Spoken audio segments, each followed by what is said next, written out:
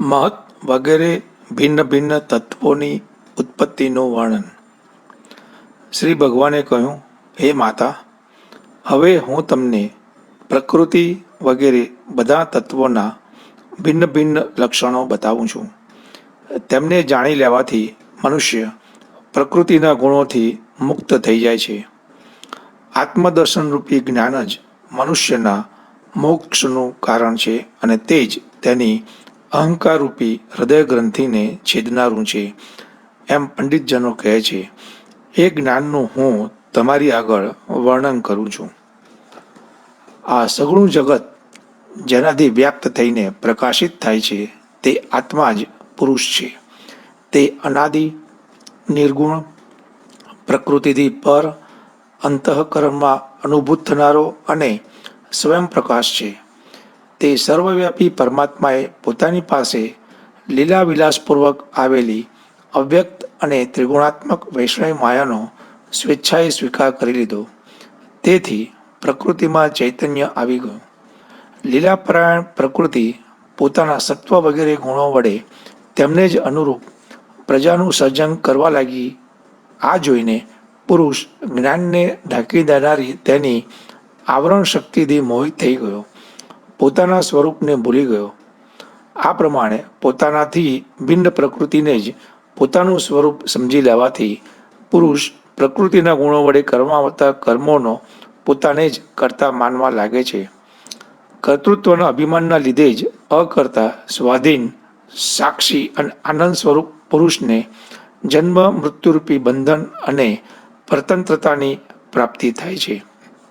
કાર્યરૂપી શરીર, કારણરૂપી ઇન્દ્રિયો તથા કર્તારૂપી ઇન્દ્રિય અધિષ્ઠાતારૂપ દેવતાઓમાં પુરુષ પોતાપણાનું જે આરોપણ કરે છે તેમાં પંડિતો પ્રકૃતિને જ કારણ માને છે તથા વાસ્તવમાં પ્રકૃતિથી પર હોવા છતાં પણ પ્રકૃતિ સ્થિત થઈ રહેલા પુરુષને સુખ દુઃખોના ભોગનું કારણ માને છે. દેવહૂતિએ કહ્યું, હે પુરુષોત્તમ, આ વિશ્વના સ્થૂળ સૂક્ષ્મ કાર્યો જેમના સ્વરૂપ છે તથા એના જે કારણો છે તે પ્રકૃતિ અને પુરુષના લક્ષણ પણ આપ મને કહો. શ્રી ભગવાને કહ્યું, જે ત્રિગુણાત્મક, અવ્યક્ત, નિત્ય અને કાર્યકારણરૂપ છે તથા પોતે નિર્વિશેષ હોવા છતાં પણ તમામ વિશેષ ધર્મોનો આશ્રય છે તે પ્રધાન નામના તત્વને પ્રકૃતિ કહે છે. 5 મહાભૂતો, 5 તન્માત્રાઓ, 4 અંતઃકરણો અને 10 ઇન્દ્રિયો, આ 24 તત્વોના સમુદાયને વિદ્વાનો પ્રકૃતિનું કાર્ય માને છે. પૃથ્વી, જળ, તેજ, વાયુ અને આકાશ, આ 5 મહાભૂતો છે. ગંધ, રસ, રૂપ, સ્પર્શ અને શબ્દ, આ 5 તન્માત્ર માનવામાં આવ્યા છે. શ્રોત્ર, ત્વચા, ચક્ષુ, રસના, નાસિકા, વાક, પાણી, પાદ, ઉપસ્થ અને પાયુ, આ 10 ઇન્દ્રિયો છે. મન, બુદ્ધિ, ચિત્ત અને અહંકાર, આ 4 રૂપે એક અંતઃકરણ પોતાની સંકલ્પ, નિશ્ચય, ચિંતા અને અભિમાન રૂપી 4 પ્રકારની વૃત્તિઓથી લક્ષિત થાય છે. આ પ્રમાણે તત્વજ્ઞાની પુરુષોએ સગુણ બ્રહ્મના સન્નિવેશ સ્થાનભૂત આ 24 તત્વોની સંખ્યા બતાવી છે. આ સિવાય જે કાળ છે તે 25મું તત્વ છે. કેટલાક લોકો કાળને પુરુષથી પૃથક તત્વ નહીં માનતા તેને પુરુષનો પ્રભાવ અર્થાત ઈશ્વરની સંહારક શક્તિ કહે છે કે જેનાથી માયાના કાર્યરૂપે શરીર વગેરેમાં પોતાપણાનું અભિમાન કરીને અહંકારથી મોહિત થયેલા અને પોતાને કરતા માનનારા જીવને નિરંતર ભય રહ્યા કરે છે. હે મનુપુત્રી, જેમની પ્રેરણાથી ગુણોની સમાન અવસ્થારૂપ નિર્વિશેષ પ્રકૃતિમાં ગતિ સંચાર ઉત્પન્ન થાય છે તે પુરુષરૂપ ભગવાનને જ વાસ્તવમાં કાળ કહેવામાં આવે છે. આ પ્રમાણે જેઓ પોતાની માયા થકી બધા પ્રાણીઓની અંદર જીવરૂપે અને બહાર કાળરૂપે વ્યાપેલા છે તે ભગવાન જ 25મું તત્વ છે. જ્યારે પરમ પુરુષ પરમાત્માએ જીવોના પ્રારબ્ધને લીધે ક્ષોભ પામેલી સમસ્ત જીવોના ઉત્પત્તિ સ્થાન એવી પોતાની માયામાં ચિત્ત શક્તિરૂપી વીર્ય સ્થાપિત કર્યું ત્યારે તેનાથી તેજોમય મહત્તત્વ ઉત્પન્ન થયું. લય વિક્ષેપ વગેરેથી રહિત તથા જગતના અંકુરૂપ આ મહત્તત્વે પોતાનામાં સ્થિત વિશ્વને પ્રગટ કરવા માટે પોતાના સ્વરૂપને ઢાંકી દેનારા પ્રલયકાલીન અંધકારને પોતાના જ તેજ વડે પી લીધો, અર્થાત મહત્તત્વ ઉત્પન્ન થતાં જ અંધકાર નષ્ટ થઈ ગયો. સત્વગુણમય, નિર્મળ, શાંત અને ભગવત પ્રાપ્તિ સ્થાનરૂપી જે ચિત્ત છે તે જ મહત્તત્વ છે અને તેને વાસુદેવ કહે છે. જે રીતે પૃથ્વી વગેરે અન્ય પદાર્થોના સંસર્ગ પૂર્વે જળ પોતાની સ્વાભાવિક ફીણ મોજાથી રહિત અવસ્થામાં અત્યંત નિર્મળ, વિકાર રહિત અને શાંત હોય છે, તેવી જ રીતે ચિત્ત પણ સ્વાભાવિક રીતે નિર્મળ, અવિકારી અને શાંત હોય છે. ત્યાર પછી ભગવાનની વીર્યરૂપી ચિત્ત શક્તિથી ઉત્પન્ન થયેલા મહત્તત્વના વિકૃત થવાથી તેમાંથી ક્રિયાશક્તિ પ્રધાન અહંકાર ઉત્પન્ન થયો. તે વૈકારિક, તેજસ અને તામસ એવા 3 પ્રકારનો છે. તેનાથી ક્રમશઃ મન, ઇન્દ્રિયો અને 5 મહાભૂતોની ઉત્પત્તિ થઈ.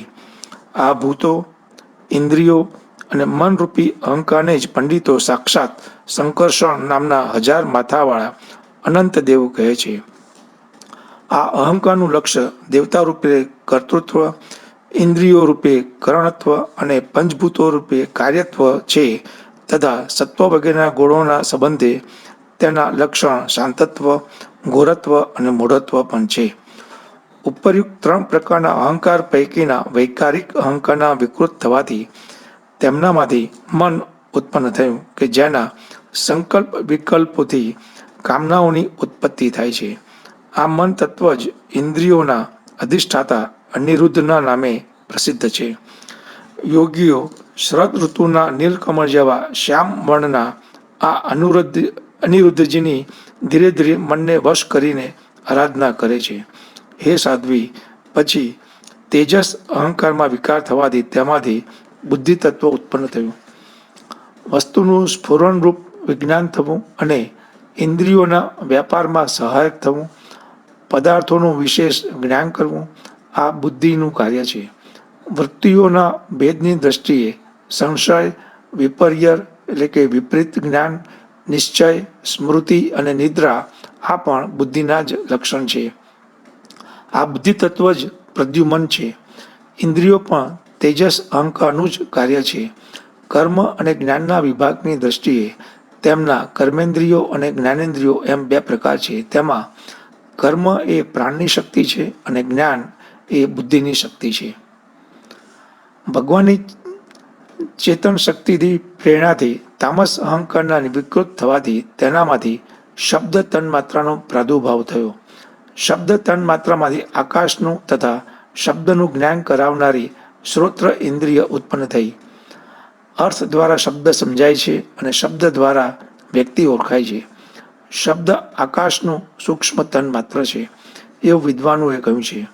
ભૂતોને અવકાશ આપવો, સૌની અંદર બહાર વિદ્યમાન રહેવું તથા પ્રાણ, ઇન્દ્રિયો અને મનના આશ્રય થવું આ આકાશના વૃત્તિ કાર્યરૂપ લક્ષણો છે. એ પછી શબ્દ તન્માત્રાના કાર્યભૂત આકાશમાં કાળની ગતિને લીધે વિકાર થવાથી સ્પર્શ તન્માત્રાની ઉત્પત્તિ થઈ અને તેનાથી વાયુ તથા સ્પર્શ ગ્રહણ કરાવનારી ત્વક ઇન્દ્રિય એટલે કે ત્વચા ઉત્પન્ન થઈ. કોમળતા, કઠોરતા, શીતળતા અને ઉષ્ણતાનો અનુભવ થવો તથા વાયુનું સૂક્ષ્મ રૂપ થવું આ સ્પર્શના લક્ષણ છે. વૃક્ષની ડાળીઓ વગેરેને હલાવવા, તણખલા વગેરેને એકઠા કરવા, સર્વત્ર પહોંચવું, ગંધ વગેરેથી યુક્ત દ્રવ્યોને ઘ્રાણેન્દ્રિય વગેરે ઇન્દ્રિયોની પાસે તથા શબ્દોને શ્રોતેન્દ્રિયની પાસે લઈ જવા તથા સમસ્ત ઇન્દ્રિયોને કાર્યશક્તિ પ્રદાન કરવી આ વાયુની વૃત્તિઓના લક્ષણ છે. ત્યારબાદ દેવની પ્રેરણાથી સ્પર્શ તન્માત્ર વિશિષ્ટ વાયુના વિકૃત થવાથી તેનામાંથી રૂપ તન્માત્રાની ઉત્પત્તિ થઈ અને તેનાથી તેજ અને રૂપની ઉપલબ્ધિ કરાવનારી નેત્ર ઇન્દ્રિયનો પ્રાદુર્ભાવ થયો. તે હે સાધ્વી, વસ્તુના આકારનો બોધ કરાવવો, ગુણગાન થવું અર્થાત દ્રવ્યનું અંગરૂપે પ્રતીત થવું, દ્રવ્યનો આકાર, પ્રકાર, પરિમાણ વગેરે જેવા હોય તે જ રૂપે જણાઈ આવવા તથા તેજનું સ્વરૂપભૂત થવું, આ બધું રૂપ તન્માત્રાની વૃત્તિઓ છે. ચમકવું, પકવવું, ઠંડી દૂર કરવી, સૂકવવું, ભૂખ તરસ લગાડવા અને તેના નિવારણ માટે ભોજન કરાવવું તથા પાણી પાવું, આ તેજની વૃત્તિઓ છે. એ પછી દેવની પ્રેરણાથી રૂપ તન્માત્રામાં તેજનો વિકાર થવાથી તેનામાંથી રસ તન્માત્રાની ઉત્પત્તિ થઈ અને તેનાથી જળ અને રસને ગ્રહણ કરનારી રસના ઇન્દ્રિય એટલે કે જીભ ઉત્પન્ન થઈ. રસ પોતાના શુદ્ધ સ્વરૂપમાં એક જ છે, પરંતુ અન્ય ભૌતિક પદાર્થોનો સંયોગ થવાથી તે તુરો, ગળ્યો, તીખો, કડવો, ખાટો, ખારો વગેરે પ્રકારનો બની જાય છે. પલાળવું, માટી વગેરેને ગોળાકાર બનાવવા, તૃપ્તિ કરવી, જીવિત રાખવું, તરસ छिपाવવી, પદાર્થોને મુલાયમ બનાવવા, તાપનું નિવારણ કરવું અને કૂવા વગેરેમાંથી માટી કાઢી લેવામાં આવે તો પણ ત્યાં વારંવાર પુનઃ પ્રગટ થવું, આ જળની વૃત્તિઓ છે. ત્યાર પછી દેવની પ્રેરણાથી રસ સ્વરૂપ જળનો વિકાર થવાથી તેમાંથી ગંધ તન્માત્રાની ઉત્પત્તિ થઈ અને તેનાથી પૃથ્વી તથા ગંધને ગ્રહણ કરનારી ઘ્રાણ ઇન્દ્રિય પ્રગટ થઈ. ગંધ એક જ છે, પરંતુ પરસ્પર સંયોગ પામેલા દ્રવ્યોના પ્રમાણમાં વધતા ઓછા પ્રમાણને લીધે તે મિશ્રગંધ, દુર્ગંધ, હળવી, તીવ્ર, અમ્લ, ખાટીવાસ વગેરે અનેક પ્રકારની બની જાય છે. પ્રતિમા વગેરે રૂપે બ્રહ્મની સાકાર ભગવાનનો આશ્રય બનવું, જળ વગેરે કારણ તત્વોથી ભિન્ન કોઈ અન્ય આશ્રયની અપેક્ષા રાખ્યા વિના જ સ્થિત રહેવું, જળ વગેરે અન્ય પદાર્થો ધારણ કરવા, આકાશ વગેરેનું વિભાજન કરવું, ઘટાકાશ, મઠાકાશ વગેરે ભેદ કરવા તથા વિશેષ પરિણામ રૂપે સમસ્ત પ્રાણીઓના સ્ત્રીત્વ, પુરુષત્વ વગેરે ગુણો પ્રગટ કરવા, આ પૃથ્વીના કાર્યરૂપી લક્ષણ છે. આકાશનો વિશેષ ગુણ શબ્દ, જેનો વિષય છે તે શ્રોતેન્દ્રિય કાન છે. વાયુનો વિશેષ ગુણ સ્પર્શ, જેનો વિષય છે તે ત્વચેન્દ્રિય ત્વચા છે. તેજનો વિશેષ ગુણ રૂપ, જેનો વિષય છે તે નેત્રેન્દ્રિય ચક્ષુ છે. જળનો વિશેષ ગુણ રસ, જેનો વિષય છે તે રસનેન્દ્રિય જીભ છે. અને પૃથ્વીનો વિશેષ ગુણ ગંધ, જેનો વિષય છે તેને ઘ્રાણેન્દ્રિય નાસિકા કહે છે. વાયુ વગેરે કાર્ય તત્વોમાં આકાશ વગેરે કારણ તત્વનો વિદ્યમાન હોવાથી તેમના ગુણ પણ અનુગત જોવા મળે છે. તેથી સમસ્ત મહાભૂતના શબ્દ, સ્પર્શ, રૂપ, રસ અને ગંધ એ ગુણો માત્ર પૃથ્વીમાં જ જોવા મળે છે. જ્યારે મહત્તત્વ, અહંકાર અને પંચભૂતો આ 7 તત્વો પરસ્પર મળીને એક થઈ શક્યા નહીં, અલગ અલગ જ રહી ગયા, ત્યારે જગતના આદિકારણ શ્રી નારાયણે તેમનામાં કાળ, અદ્રષ્ટ અને સત્વ વગેરે ગુણો સમેત પ્રવેશ કર્યો. પછી પરમાત્માના પ્રવેશવાદી ક્ષુબ્ધ થયેલા અને પરસ્પર ભળી ગયેલા તે તત્વોમાંથી એક અચેતન અંડ ઉત્પન્ન થયો. તે અંડથી આ વિરાટ પુરુષની અભિવ્યક્તિ થઈ. આ અંડનું નામ વિશેષ છે. તેની અંતર્ગત શ્રી હરિના સ્વરૂપભૂત 14 ભુવનોનો વિસ્તાર છે. એ ચારે બાજુઓથી એકબીજાથી 10-10 ગણા જળ, અગ્નિ, વાયુ, આકાશ, અહંકાર અને મહત્તત્વ આ 6 આવરણોથી મીટરાયેલો છે. એ બધાની બહાર 7મું પ્રકૃતિનું આવરણ છે.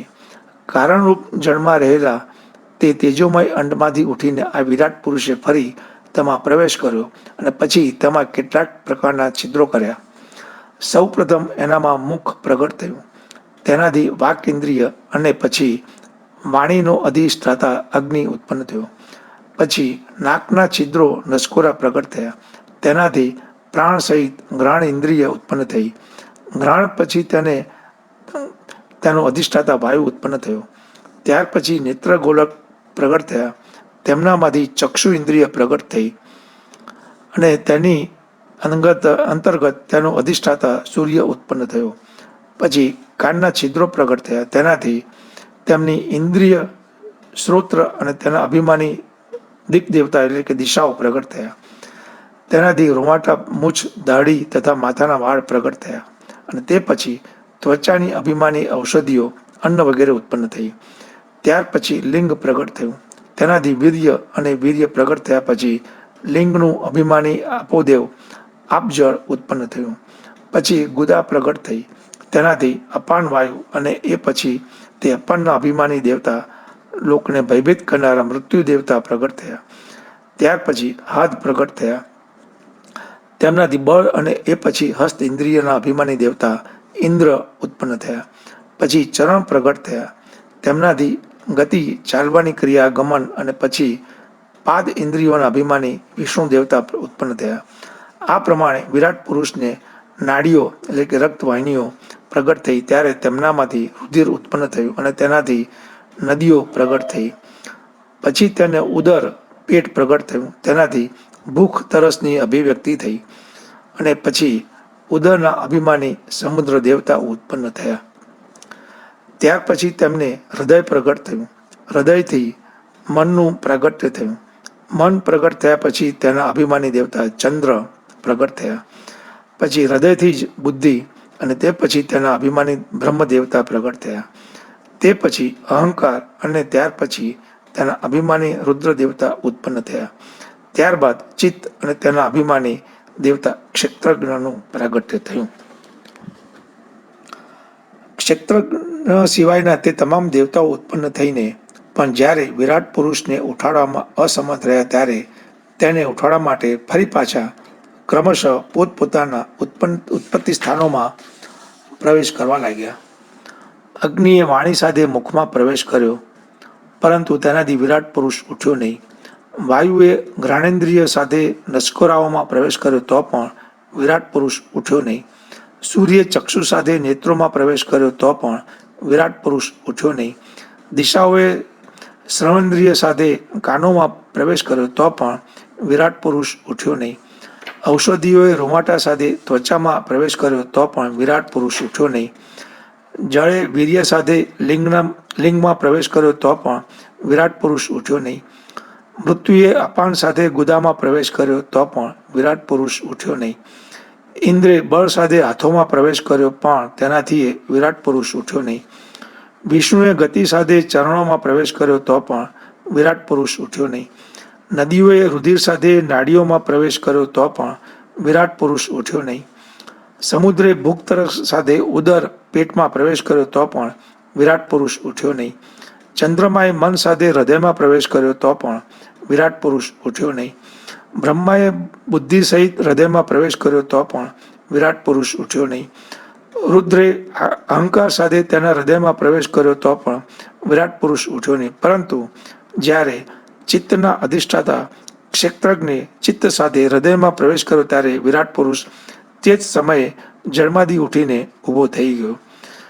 જેમ લોકમાં પ્રાણ, ઇન્દ્રિયો, મન, બુદ્ધિ વગેરે ચિત્તના અધિષ્ઠાતા ક્ષેત્રજ્ઞની સહાય વિના પોતાના બળથી સૂતેલા પ્રાણીને ઉઠાડી શકતા નથી, તેવી જ રીતે તે ક્ષેત્રજ્ઞ પણ પરમાત્માની સહાય વિના વિરાટ પુરુષને ઉઠાડી શક્યો નહીં.